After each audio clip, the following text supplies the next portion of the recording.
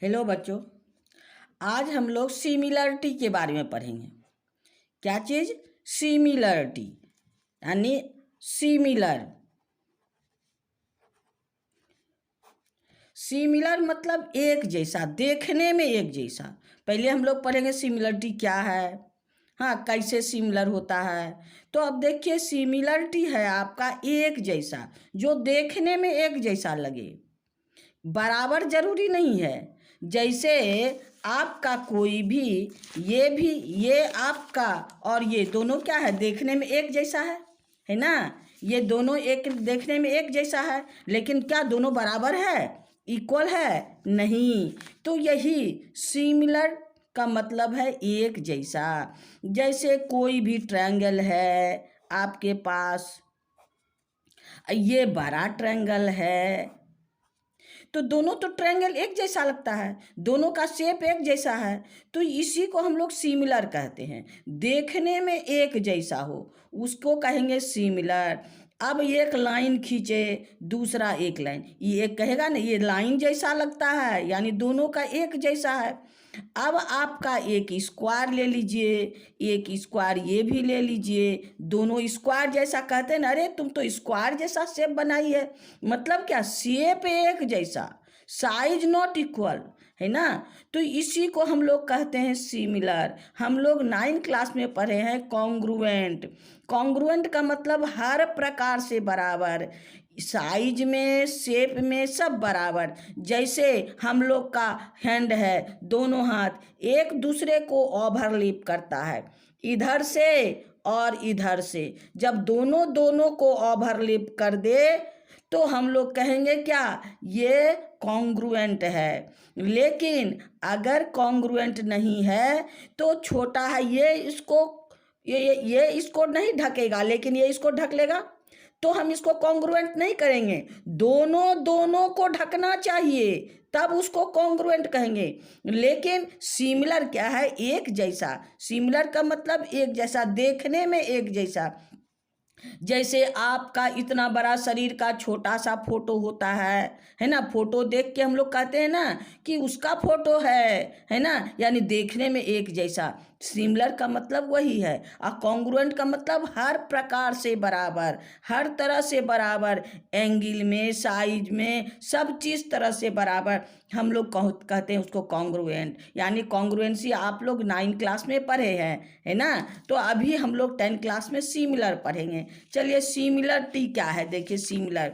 Similar है आपका definition देखिए, two figure having the same shape. Two figure having the same shape, अगर कोई दो फिगर का शेप सेम हो, but not necessary the size same. उसका साइज जरूरी नहीं है बराबर होना, उसका साइज कोई भी हो सकता है, लेकिन एक जैसा शेप हो तो हम उसको सिमिलर कहते हैं। ये गुण को सिमिलरिटी कहती हैं, है ना। Two figure having the same shape but not necessarily the same size are called similar. यानी दो फिगर रूप में एक जैसा हो, हाँ शेप उसका एक जैसा हो, लेकिन साइज एक जैसा होना जरूरी नहीं है। एक जैसा साइज होगा तो सिमिलर होगा, लेकिन एक जैसा साइज होना जरूरी नहीं है। हाँ सिर्फ शेप एक जैसा होना चाहिए। जैसे देखिए, आपको हम दो फिगर बना के बता रहे हैं, ये भी स्क्वायर है, ये भी स्क्वायर है। स्क्वायर मतलब चारों एंगल 90। ये 2 सेंटीमीटर इसका साइड है, इसका 3 सेंटीमीटर साइड है, ये भी इसका 1 सेंटीमीटर साइड है, 1। सब स्क्वायर है, ये भी स्क्वायर है, ये भी स्क्वायर है, ये भी स्क्वायर है, ये भी स्क्वायर है।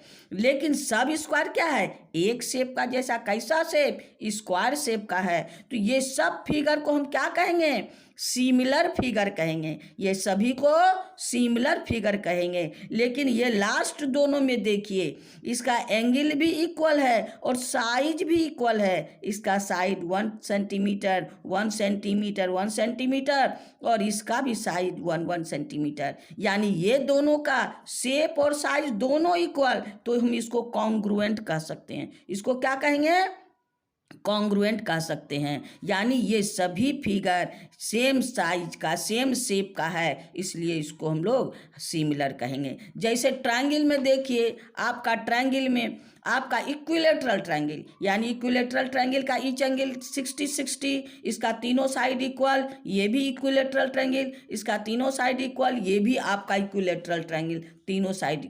ये आपका शेप सबका ट्रायंगुलर है, इक्विलेटरल है, इसीलिए ये सब क्या है, सिमिलर। इसको क्या कहेंगे, सिमिलर कहेंगे। तो आपका सिमिलर समझ में आ गया। सिमिलर क्या है। अब कॉन्ग्रुएंट के भी बारे में बताए क्या है। कॉन्ग्रुएंट क्या है, जो आप पिछले क्लास में पढ़े हैं, क्लास 9 में कॉन्ग्रुएंट पढ़े हैं। Congruent two geometrical figure. Geometrical figure मतलब हम लोग जो स्केल से नाप के बनाते हैं वो ज्योमेट्रिकल फिगर है, जिसका मेजरमेंट हमको पता रहता है। ये नहीं, अब हमको ज्योमेट्रिकल फिगर का मतलब ये नहीं कि ऐसे ऐसे कर दिए, तब इसका साइड कैसे लेंगे, इसका एंगल कैसे निकालेंगे। यानी ज्योमेट्रिकल फिगर का मतलब साइड और एंगल का हमको लेंथ ब्रेथ पता हो तो उसी को ज्योमेट्रिकल फिगर कहते हैं। जैसे ये सब ज्योमेट्रिकल फिगर है, इसका साइड हम नाप सकते हैं, इसका भी साइड नाप सकते हैं, ये साइड सबका लेंथ मेजर कर सकते हैं, ये सब लेंथ मेजर कर सकते हैं, मेजर करके बनाते हैं, that is called geometrical figure. हाँ, तो कोई भी ज्योमेट्रिकल फिगर बिना ज्योमेट्रिकल फिगर के लिए हम लोग नहीं कर सकते हैं, उसके लिए हम बना नहीं सकते हैं। जैसे ये फिगर है, अब ऐसे फिगर है, इसको ज्योमेट्रिकल फिगर नहीं कर सकते हैं। तो वही कहता है इसमें, congruent two geometrical figure which have same shape तो सेम, हाँ, and size are equal, shape भी इक्वल एंड साइज भी इक्वल है ना। तो कहता है उसको हम लोग क्या कहेंगे, उसको हम लोग कॉन्ग्रुएंट कहेंगे, है ना। Two geometrical figure which have same shape and same size are known as congruent. जैसे आपका देखिए दो स्क्वायर ऊपर में भी हम बताए, यहाँ भी दो स्क्वायर है, इसका भी साइड सब इक्वल है, वन साइड इक्वल है, इसका भी साइड इक्वल है। ये दोनों स्क्वायर का शेप भी सेम है और साइज भी सेम है। आपका ये लाइन लेंथ जो है, ये लेंथ, इस लेंथ का लेंथ स्ट्रेट लाइन है और दोनों 2-2 सेंटीमीटर का है। तो ये लाइन दोनों स्क्वायर है, दोनों कॉन्ग्रुएंट है, ये दोनों स्क्वायर कॉन्ग्रुएंट है। और ये जो ट्रायंगल है ये भी इक्विलेटरल ट्रायंगल है, ये भी इक्विलेटरल ट्रायंगल है। अगर इसका साइड 2 सेंटीमीटर हो, 2 सेंटीमीटर हो, ये भी 2 सेंटीमीटर हो, तो क्या हो जाएगा ये। और अगर ये भी इसका भी 2 सेंटीमीटर हो जाता है तब ये कॉन्ग्रुएंट कहलाएगा। क्या कहलाएगा, कॉन्ग्रुएंट कहलाएगा। तो congruent triangle, congruent geometrical figure के लिए शेप एंड साइज दोनों जरूरी है। हाँ, तो अब आपका जब हम देख रहे हैं क्या कि ये दोनों कॉन्ग्रुएंट है फिर भी सिमिलर है, ये दोनों कॉन्ग्रुएंट नहीं है फिर भी सिमिलर है, लेकिन सब कॉन्ग्रुएंट है, तब मेरे पास क्या है, कॉन्ग्रुएंट होगा तो सिमिलर होगा। अगर दो कॉन्ग्रुएंट है, दो फिगर कॉन्ग्रुएंट है तो सिमिलर जरूर होगा, लेकिन अगर दो फिगर सिमिलर है तो कॉन्ग्रुएंट होना जरूरी नहीं है ना। दो फिगर अगर सिमिलर हो तो कॉन्ग्रुएंट होना जरूरी नहीं, ध्यान रखिएगा, हमेशा ऑब्जेक्टिव क्वेश्चन में पूछता है ना। तो देखिए यहाँ वही कहता, to congruent figure always similar. अगर दो कॉन्ग्रुएंट फिगर है तो वो हमेशा क्या होगा, सिमिलर होगा। और दो अगर सिमिलर फिगर है तो वो कॉन्ग्रुएंट नहीं होगा। Two congruent figure are always similar but two similar figure need not be congruent. ये जरूरी नहीं है कि ये कॉन्ग्रुएंट हो ही जाएगा, है ना। तो आपको कॉन्ग्रुएंट होने के लिए शेप एंड साइज दोनों कॉन्ग्रुएंट होना जरूरी है, लेकिन आपका सिमिलर होने के लिए खाली शेप जरूरी है। शेप आपका जरूरी, शेप अगर इक्वल हो जाएगा तो जरूरी हो जाएगा। अब इसी पर देखिए आपका क्या है, सिमिलर पॉलीगॉन, पॉलीगॉन मतलब आप लोग पढ़े हैं जूनियर सेक्शन में, पॉलीगॉन का मतलब है आपका अलग नंबर, ये आपका लाइन सेगमेंट से बॉन्डेड एरिया, लाइन सेगमेंट से बॉन्डेड एरिया। पॉली मतलब एरिया है ना, साइड, गॉन मतलब साइड मतलब एरिया। जैसे 3 साइड से बॉन्डेड फिगर को हम लोग कहते हैं ट्रायंगल, 4 साइड से बॉन्डेड फिगर को हम लोग कहते हैं क्वाड्रिलेटरल, 5 साइड से बॉन्डेड फिगर को pentagon.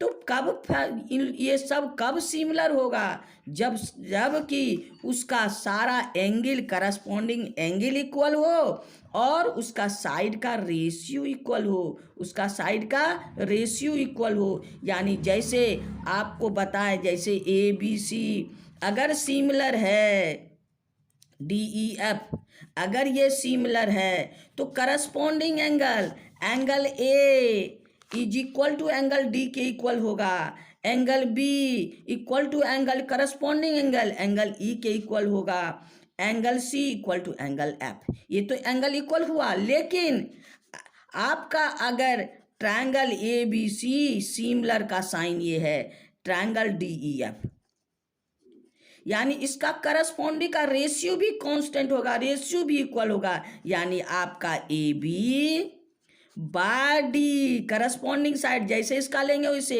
AB by DE is equal to BC by EF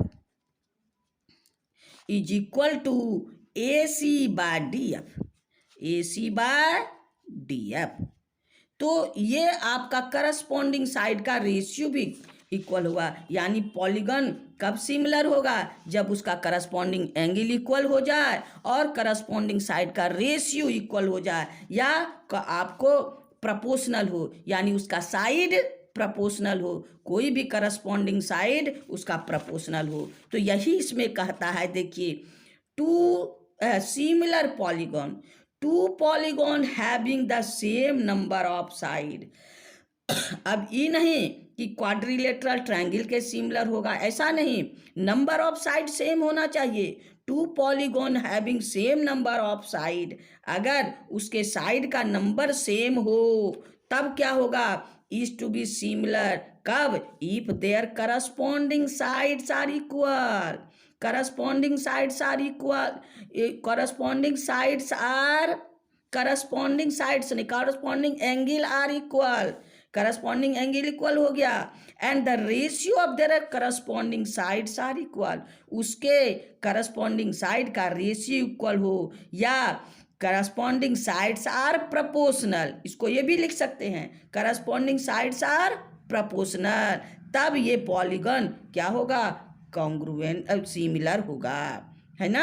यानी उसका फिर से देखिए, corresponding sides are equal and corresponding sides are proportional, या ratio of the corresponding side are equal, दोनों एक ही चीज है, तो हम लोग उसको ये इसमें सिमिलर करेंगे। अब मेरे सिलेबस में है ट्रायंगल, क्या है मेरे सिलेबस में? ट्रायंगल। ट्रायंगल कब सिमिलर होगा? ट्रायंगल कब सिमिलर होगा? उसमें भी वही है, करस्पॉन्डिंग एंगल्स आर इक्वल, उसका जब करस्पॉन्डिंग एंगल्स आर इक्वल, यानी करस्पॉन्डिंग एंगल इक्वल होगा, उसको इक्वी एंगुलर कहते हैं। क्या कहते हैं? इक्वी एंगुलर कहते हैं। अगर करस्पॉन्डिंग एंगल आर इक्वल, और दूसरा पॉइंट है the ratio of corresponding sides are equal, अगर उसके साइड का करस्पॉन्डिंग रेशियो इक्वल हो, जैसे आपको ये बताए, यानी उसका करस्पॉन्डिंग साइड का रेशियो इक्वल हो और उसका करस्पॉन्डिंग एंगल इक्वल हो, तभी वो ट्रायंगल सिमिलर होगा। तो इस तरह से हम लोग सिमिलर लिखते हैं। अब देखिए, बहुत सारा चीज सिमिलर और करस्पॉन्डिंग में देखिए क्या कहता है, two square are similar, two square are similar, क्योंकि स्क्वायर का एंगल इक्वल होता है, टू स्क्वायर आर सिमिलर। हाँ, अब टू स्क्वायर सिमिलर हो गया, और two equilateral triangle are similar, क्योंकि उसका एंगल इक्वल है। आपका कोई भी दो स्क्वायर आपका फिल इन द ब्लैंक्स में देगा, इसमें साइड और एंगल की चर्चा नहीं होगी कि एंगल इक्वल है कि नहीं है, ये चर्चा नहीं होगी। टू साइड, अगर ये टू स्क्वायर यानी ये भी 90 ये भी 90, ये भी 90 सब 90 है, क्योंकि हमको ये चर्चा नहीं करेगा, क्योंकि स्क्वायर का हर एंगल इक्वल है। हम लोग जानते हैं स्क्वायर किसको कहते हैं, जिसका हर एंगल इक्वल, साइड भी इक्वल। तो two side two square are similar, उसमें कंडीशन देने की जरूरत नहीं है, वो हमेशा सिमिलर होगा, इक्वल नहीं होगा लेकिन वो सिमिलर होगा। Two equilateral triangle, two equilateral triangle, यानी इक्विलेटरल ट्रायंगल का हम लोग जानते हैं क्या, एंगल इक्वल होता है। ये भी 60, ये भी 60, ये भी 60, यानी सब 60 60 60 60 है, तो क्या हो गया, एंगल तो बराबर हो गया। जब एंगल साइज से तो हमको मतलब नहीं है, उसका एंगल इक्वल हो गया तो क्या हो गया, ये आपका सिमिलर हो गया। Two square are similar two triangle, equilateral triangle, दूसरा ट्रायंगल नहीं, दूसरा ट्रायंगल सिमिलर नहीं होगा, लेकिन इक्विलेटरल ट्रायंगल सिमिलर होगा, क्योंकि उसका सारा एंगल इक्वल होता है। Two circle are similar, two circle similar, क्योंकि दोनों का सेम, अगर रेडियस इक्वल हो जाएगा तो कॉन्ग्रुएंट हो जाएगा। टू सर्किल आर सिमिलर, है ना, चाहे उसका रेडियस जो भी हो similar. Two lines are similar, उसका मेजरमेंट जो भी हो, मेजरमेंट सबको मतलब नहीं है, इसका ये 2 सेंटीमीटर का होगा तो ये 3 सेंटीमीटर का होगा तो ही, ये लाइन है, इसका शेप लाइन के जैसा है, इसलिए ये आपको सिमिलर होगा। तो इस तरह से आपको कुछ मेजरमेंट नहीं भी दिया रहे तो two square are similar, two equilateral triangle are similar, two circle are similar and two lines are similar. तो इस तरह से सिमिलर सिमिलर हो गया। और अगर आपका कोई विशेष तरह का पॉलीगन है तो हमको उसका साइड क्या हो गया, प्रोपोर्शनल होगा, एंगल इक्वल होगा और उसके बाद साइड भी प्रोपोर्शनल होगा, तो हम लोग क्या करेंगे, तब उसको सिमिलर कहेंगे। तो चलिए, ये सिमिलर आपका वही कहता है, similar their corresponding angles are equal and ratio of the corresponding side are equal, तो उसको हम लोग सिमिलर कहेंगे। तो सिमिलर, अब प्रोपोर्शनल भी कहे। अब इस प्रोपोर्शनल से हम लोग का थ्योरम एक है, देखिए अब हम लोग थ्योरम में चलते हैं। इसको कहते हैं basic proportionality theorem, basic proportionality theorem, यानी प्रोपोर्शनल उसके साइड का रेशियो, कोई भी चीज रेशियो, बेसिक प्रोपोर्शनलिटी थ्योरम। हाँ, इसको हम लोग थेल्स थ्योरम भी कहते हैं, थेल्स थ्योरम भी कहते हैं, बेसिक प्रोपोर्शनलिटी थ्योरम और थेल्स थ्योरम। अब देखिए ये थ्योरम है क्या, पहले आपको हम थ्योरम के बारे में समझाते हैं। देखिए क्या कहता है क्वेश्चन, थेल्स थ्योरम क्या है, कोई भी ट्रायंगल है, किसी भी ट्रायंगल में अगर एक साइड के पैरेलल लाइन खींचेंगे, यानी कोई भी साइड, ये हम लोग को ये नहीं है हम इसी के पैरेलल खींचे, चाहे इसके पैरेलल भी खींचेंगे, आपका कोई भी इसके पैरेलल खींचे, ये इसके पैरेलल हो या आपका ये इसके पैरेलल हो, कहीं भी पैरेलल खींचेंगे, अगर एक साइड के पैरेलल खींचेंगे तो दो साइड को क्या होगा, दो पार्ट्स में बांटेगा। ये जब कोई भी line, draw a line parallel to the one side of the triangle, हाँ, divide the two part of remaining two side, यानी दो साइड के को वो दो भाग में बांटेगा। ये दोनों का रेशियो सेम होगा, यानी इतना बाय इतना इक्वल टू इतना बाय इतना। यहाँ पर ये इसके पैरेलल है तो ये दोनों साइड को दो भाग में बांट रहा है, तो हमको ये दोनों टुकड़ा का रेशियो और ये दोनों सेक्शन का रेशियो, ये दोनों सेक्शन का रेशियो और ये दोनों सेक्शन का रेशियो इक्वल होगा। यही आपका, यानी ये दोनों का रेशियो इज प्रोपोर्शनल टू ये दोनों का रेशियो, ये दोनों का, यहाँ पर ये इसके पैरेलल है तो ये दोनों आपका सेक्शन में बटेगा, तो ये दोनों का रेशियो और ये दोनों का रेशियो सेम होगा। यही हमको प्रोपोर्शनलिटी थ्योरम कहता है। क्या कहता है, if a line draw the any side parallel to the any one side, हाँ, it divide the other side in same proportion, other side को सेम प्रपोर्शन में बांटता है। तो इसी को हम लोग आज प्रूव करेंगे। चलिए क्वेश्चन देखिए मेरे पास क्या है, कहता है if a line draw parallel to one side of a triangle to intersect the other two side in distinct point, then the other two side are divided in the same ratio. ये side वो divide होगा कैसे? Same ratio में। तो चलिए हम लोग इसके लिए पहले फिगर बनाते हैं ना। फिगर बना दीजिए। आपका let A B C is a triangle and D E parallel to B C. हाँ, इसी को हम लोग लेट कर लेंगे। Let in triangle A B C D E parallel to B C. D E parallel to B, D E B C के parallel है। तो हमको क्या करना है? To prove. हमको क्या प्रूव करना है? To prove that. क्या प्रूव करना है? देखिए, ए D by D B is equal to A E by E C. यही प्रूव करना। अब प्रूव करने के लिए हम लोग सहूलियत के लिए कुछ इसमें कंस्ट्रक्शन बनाते हैं। आप लोग तो 9 में थोड़ा थोड़ा पढ़े हैं ज्योमेट्री, तो इसके लिए कंस्ट्रक्शन हम क्या बनाएंगे? पहले देखिए, ये draw D M perpendicular A E, D M perpendicular E and आपका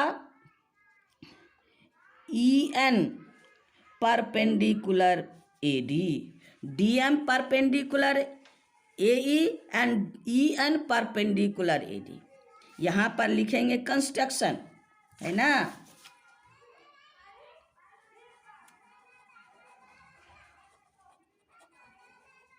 कंस्ट्रक्शन देखिए, क्या कंस्ट्रक्शन लिखेंगे? D M draw D M perpendicular A C and E N perpendicular A B. और इसको ज्वाइन भी करना है, ये दोनों को ज्वाइन कर देना है। ज्वाइन बी टू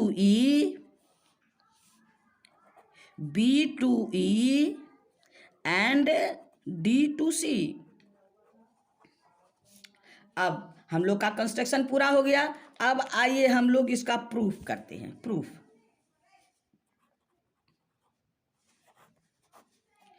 अब देखिए हम लोग इसमें पहले बात करते हैं एल्टीट्यूड एरिया के बारे में। अब यहाँ पर आपके पास है ट्रायंगल ए बी सी, ये है आपका पैरेलल डी ई, ये हो गया डी एम और ई एन।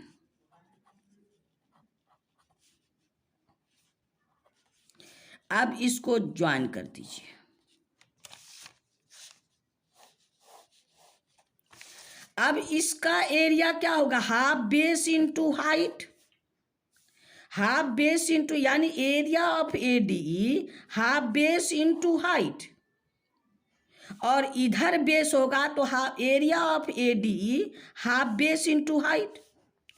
अब इस ट्रायंगल का एल्टीट्यूड ये होगा और इस ट्रायंगल का भी एल्टीट्यूड यही होगा, क्योंकि हम लोग जानते हैं, देखिए अगर इस तरह से ट्रायंगल हो और इस तरह से ट्रायंगल हो तो एल्टीट्यूड क्या होता है? ये अगर बेस है, बेस का अपोजिट वर्टेक्स से हम लोग परपेंडिकुलर डालते हैं।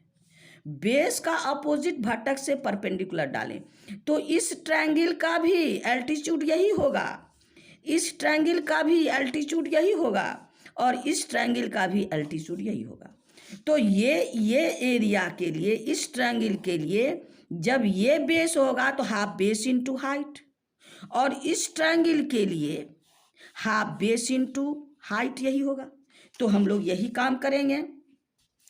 Area of triangle ADE equal to half AD base half AD into height EN, है ना। अब एरिया ऑफ ट्रायंगल, इसी बेस में आगे बढ़िए, इसी लाइन में area of triangle DBE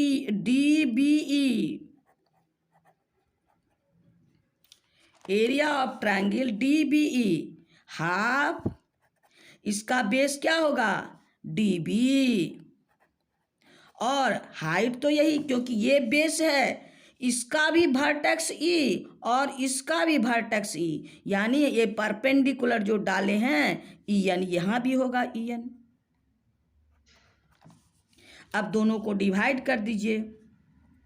therefore area of triangle ADE by area of triangle DBE is equal to क्या होगा half AD EN by half DB into EN।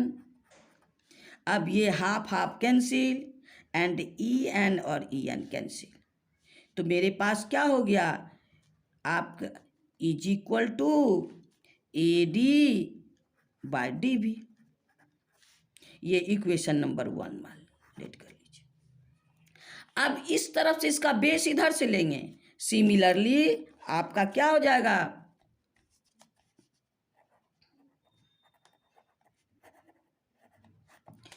Area of triangle ADE by area of triangle DEC,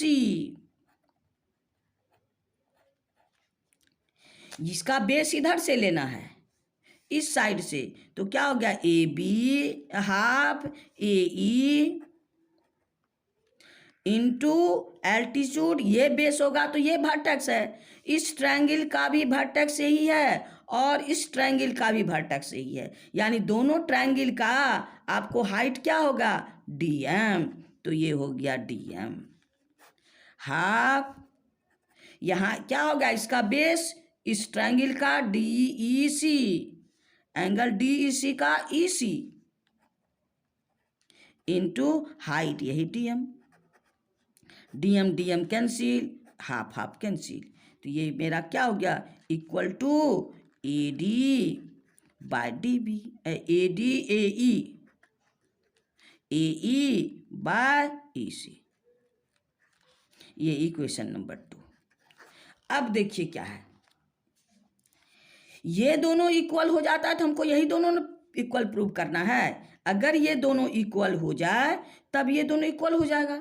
तो अब यहाँ ध्यान देना है, numerator दोनों का सेम है, area of triangle ADE area of triangle ADE। अगर डिनोमिनेटर सेम हो जाए तो क्या हो गया आपका LHS इक्वल हो जाएगा, तब RHS अपने इक्वल हो जाएगा, है ना। तो हम लोग इसको कैसे प्रूव करेंगे, तो अब देखिए मेरे पास क्या है, हम लोग 9 क्लास में थ्योरम पढ़े हैं। 9 क्लास में if same base and same parallel line के बीच, अगर ये दोनों साइड लाइन पैरेलल है, अगर इसी बेस पर 2 ट्रायंगल बनता है, दोनों सेम पैरेलल लाइन के बीच हो और दोनों का बेस सेम हो, तो दोनों का एरिया इक्वल होता है। 9 में थ्योरम पढ़े है ना कि आपका the triangle are on same base and same parallel between same parallel line are in equal in area, वो दोनों इक्वल एरिया में है। अब यहाँ देखिए हमको गिवन क्या है, ये दोनों पैरेलल है ना। अब ये देखिए ये ट्रायंगल, आपके पास ये ट्रायंगल और ये ट्रायंगल, दोनों का बेस कौन है, कॉमन बेस D, और दोनों इसी के बीच में है, यानी आपको D पैरेलल BC के बीच में है, इसका मतलब दोनों का एरिया इक्वल होना चाहिए। तो यही चीज हम लोग यहाँ पर लिखेंगे क्या, देखिए since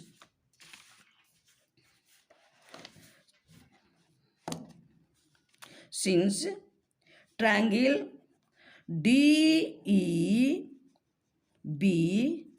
and triangle DEC are on same base and between same parallel line.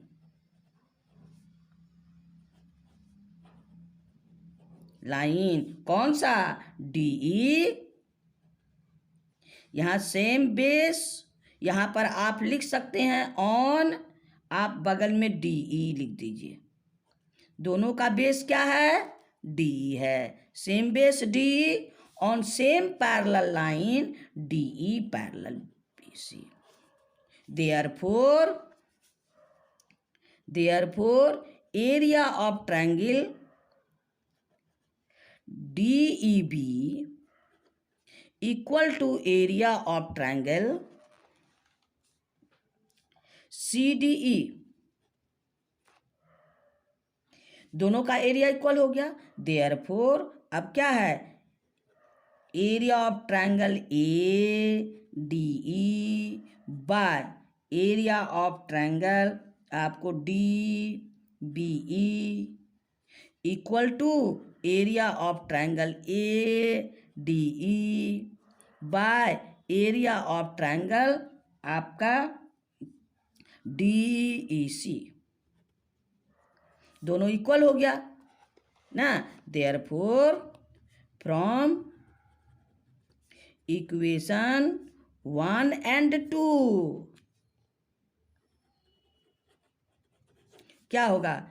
आपके पास दोनों का RHS इक्वल, अब LHS इक्वल हो गया। AD by DB is equal to AE by EC। यही प्रूव हो गया।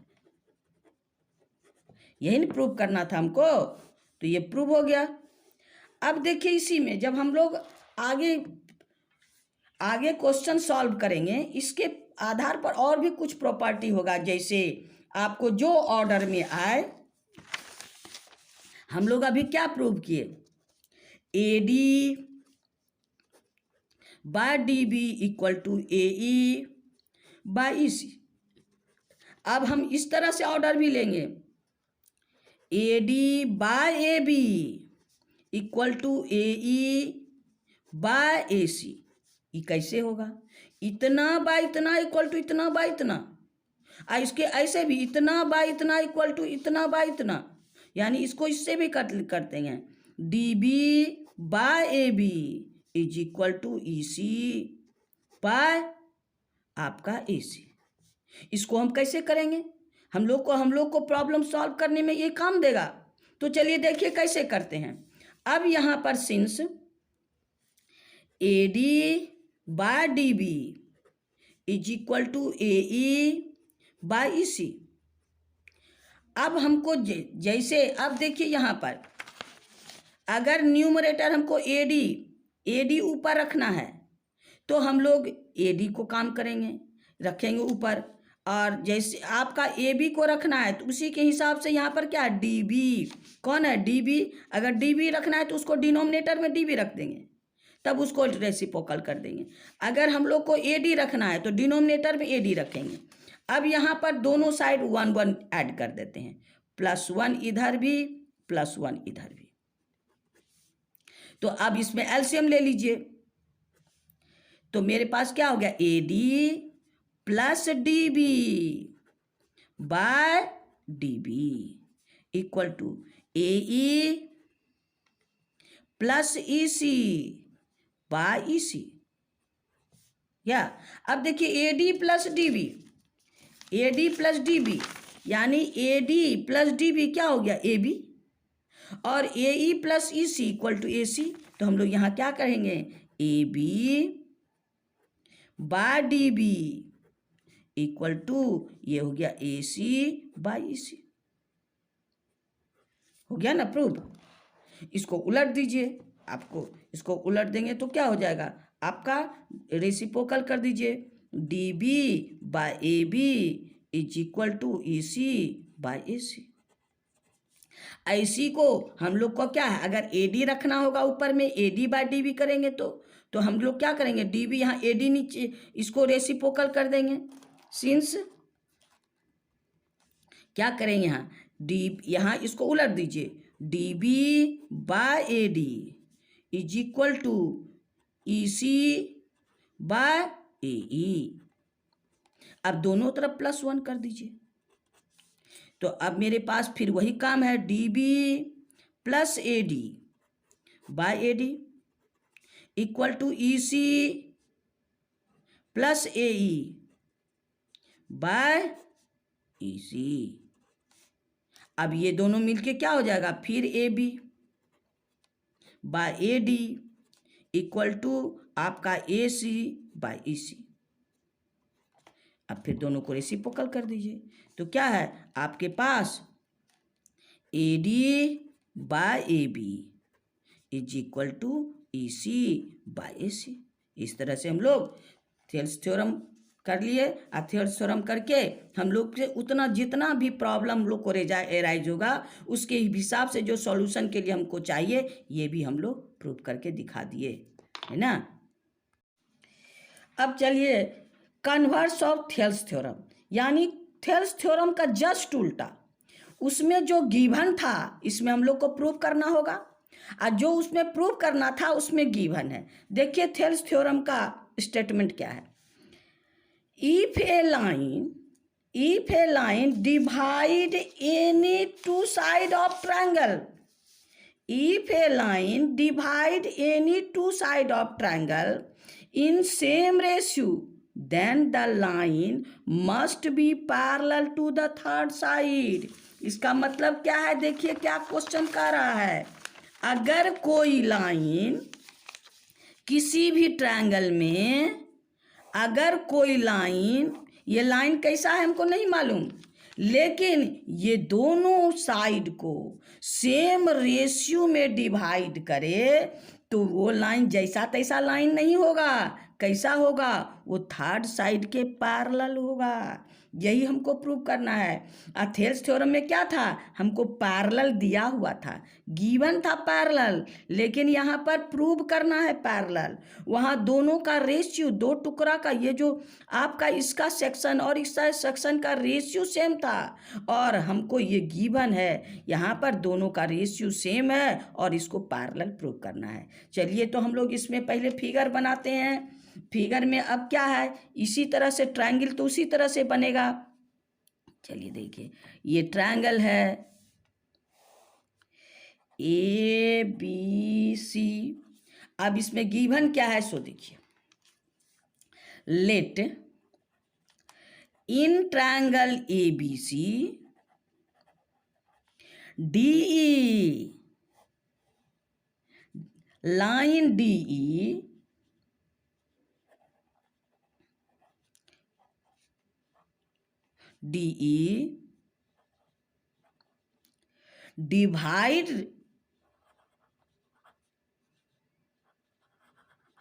divide the side in same ratio,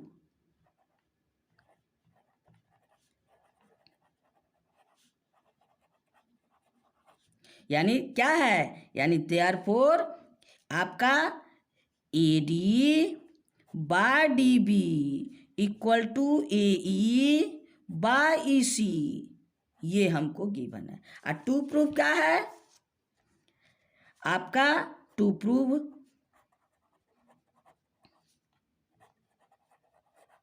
क्या, D E parallel B C. अब इसमें कंस्ट्रक्शन क्या है सो देखिए क्या कहता है, ये तो पैरेलल नहीं है। अगर ये पैरेलल नहीं है तो हम तो डी पॉइंट से कोई भी लाइन पैरेलल खींच सकते हैं। ये अगर मेरे पास कोई भी ये पैरेलल नहीं है तो हम कोई लाइन पैरेलल खींच सकते हैं ना। तो हम ये पैरेलल डी से हम पैरेलल लाइन खींचेंगे। तो ये हो गया आपका कंस्ट्रक्शन में। देखिए कंस्ट्रक्शन क्या है,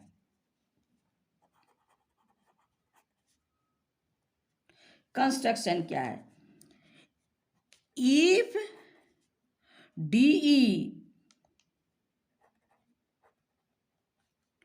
is not parallel to BC, यदि DE BC के पैरेलल नहीं है, अगर ये पॉसिबल है तब we draw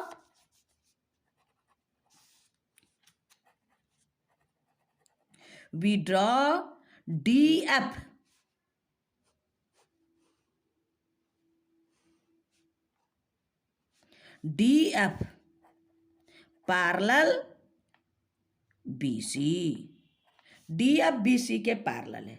बस कंस्ट्रक्शन हमारा इतनी ही है। अब आइए हम लोग प्रूफ में चलते हैं।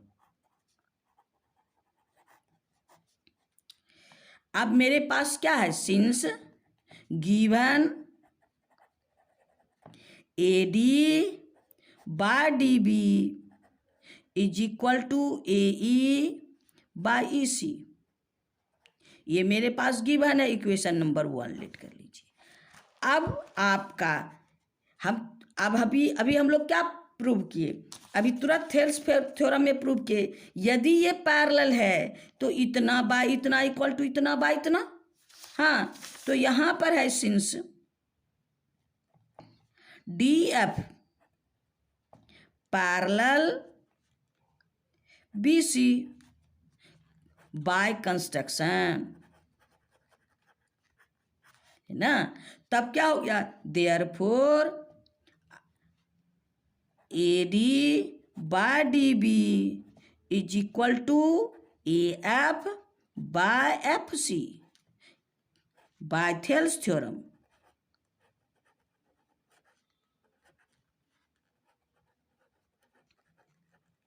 बाय थेल्स थ्योरम, यानी अगर ये पैरेलल है तो अभी तुरंत प्रूव किए पैरेलल है तो प्रोपोर्शनल में आपका इंटरसेक्ट करेगा, तो ये equation number 2।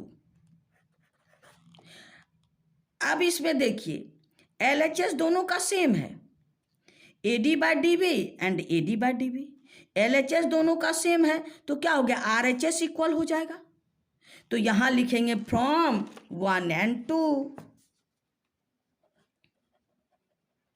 From equation 1 and 2, तो क्या हो जाएगा, AE by EC is equal to AF by FC। अब बोथ साइड 1 ऐड कर दीजिए, 1 is added on both side, on both side,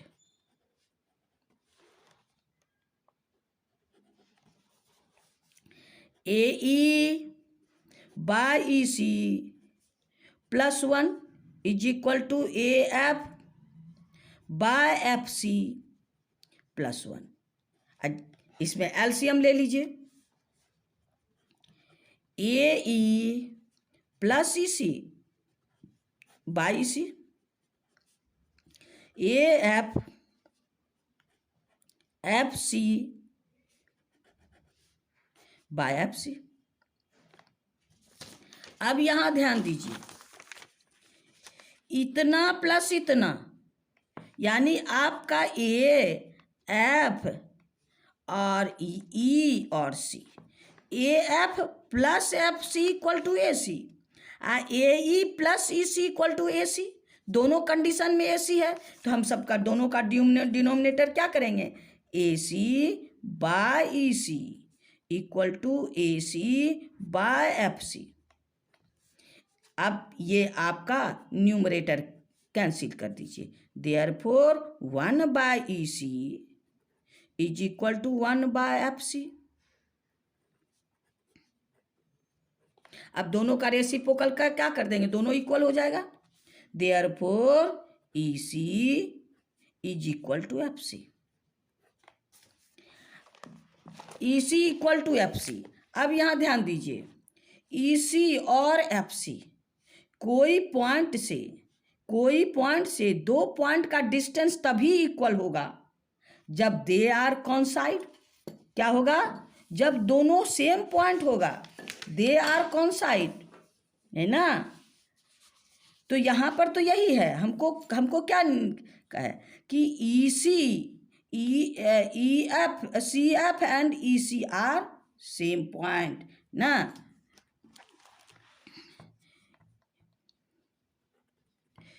It is not possible.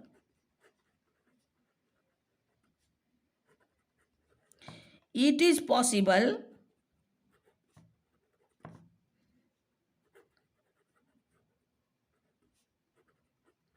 if, ये तभी संभव है, it is possible, ये तभी संभव है if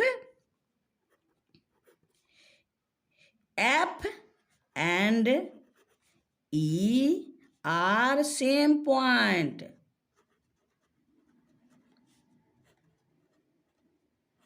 And DE and DF are same line.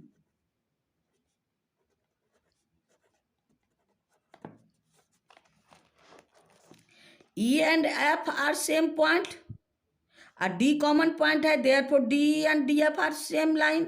Since आपके पास क्या है, DF पैरेलल BC कंस्ट्रक्शन में बना है, therefore दोनों सेम लाइन है, therefore DE पैरेलल BC। यही हमको प्रूव करना होगा। तो इसका मतलब आपका थेल्स थ्योरम, अब सिमिलरिटी क्या था और प्रोपोर्शनलिटी थ्योरम, उसका कन्वर्स हम लोग दोनों कंप्लीट कर लिए। नेक्स्ट में हम लोग एक्सरसाइज में चलेंगे।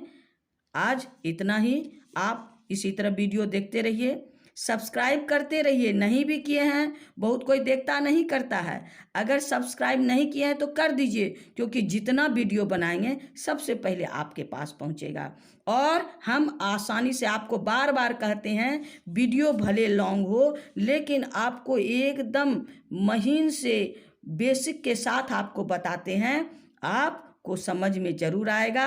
अस्थिर से सभी वीडियो देखिएगा तो आपका मैथ बहुत आसान लगने लगेगा। वीडियो देखने के लिए थैंक यू। लाइक करते रहिए, मेरी प्रोत्साहन को बढ़ाते रहिए।